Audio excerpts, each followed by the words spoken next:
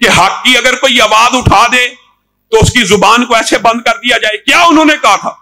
उन्होंने भी सिर्फ इस बात की मेरी तईद की थी कि पाकिस्तान से गुस्ताही खत्म करने का एक ही तरीका है, जब भी कोई गुस्ताही करो उसके खिलाफ मुकदमा दर्ज किया जाए। ये बात को बुलंद करना, इस आवाज को बुलंद करने की सदा ये कि उसको शहीद कर दिया जाए। रात में अभी मैं रास्ते में था, एक निहायत अफसोसनाक खबर अभी सुनने को मिली है।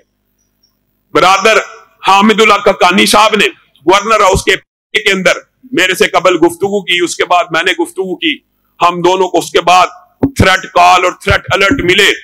आज अफसोसनाक सानिया हुआ कि दारुल उलूम हक्कानिया में नमाज जुम्मा के बाद बम धमाका हुआ है। वो मेरा भाई जख्मी है, अल्लाह ताला उसे शिफाए कामला आइला नसीब फरमाए। और 5 लोग अफराद की खबर है कि वो शहीद हो गए हैं। हम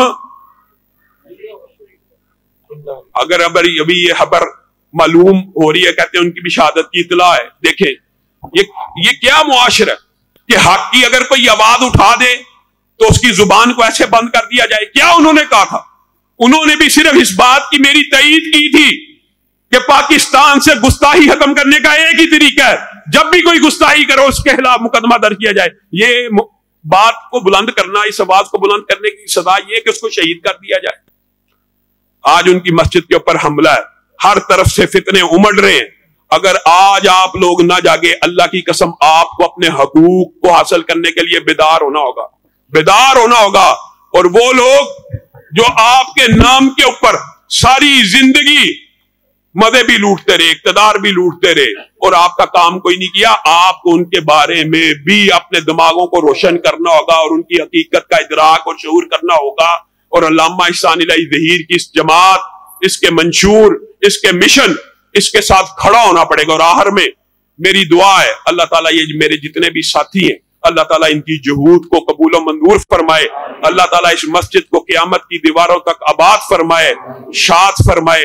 आप लोगों की मोहब्बत की वजह से, आप लोगों के जोश की वजह से मैं यहाँ पे आया हूँ, वरना आपको पता है हदीस का जो तर्ज अमल है कि नमाज जुम्मा के बाद और जुम्मे के दिन दरस और तदरीस, हम ये समझते हैं कि ये कोई मुनासिब बात नहीं है, लेकिन सिर्फ आप लोगों की मोहब्बत की वजह से मैं यहाँ पे आया हूँ और इस मस्जिद का अल्हम्दुलिल्लाह इफ्तिताह हो गया। अब बाकी काम आप लोगों का, जो काम इन्होंने करना था मस्जिद बना के इन्होंने दे दी, इसको आबाद करना, इसको क़यामत की दीवारों तक मिनारा नूर और मिनारा हदायत बनाना, ये किरदार आप साथियों ने अदा करना है। और आप अहद करें कि अल्लाह के फज़्ल व करम से बगैर किसी फिरका वरीयत के हमारे यहाँ मस्जिद के अंदर देवबंदी आए, बरेलवी आए, जो मर्जी आए, यहाँ पे इबादत करे।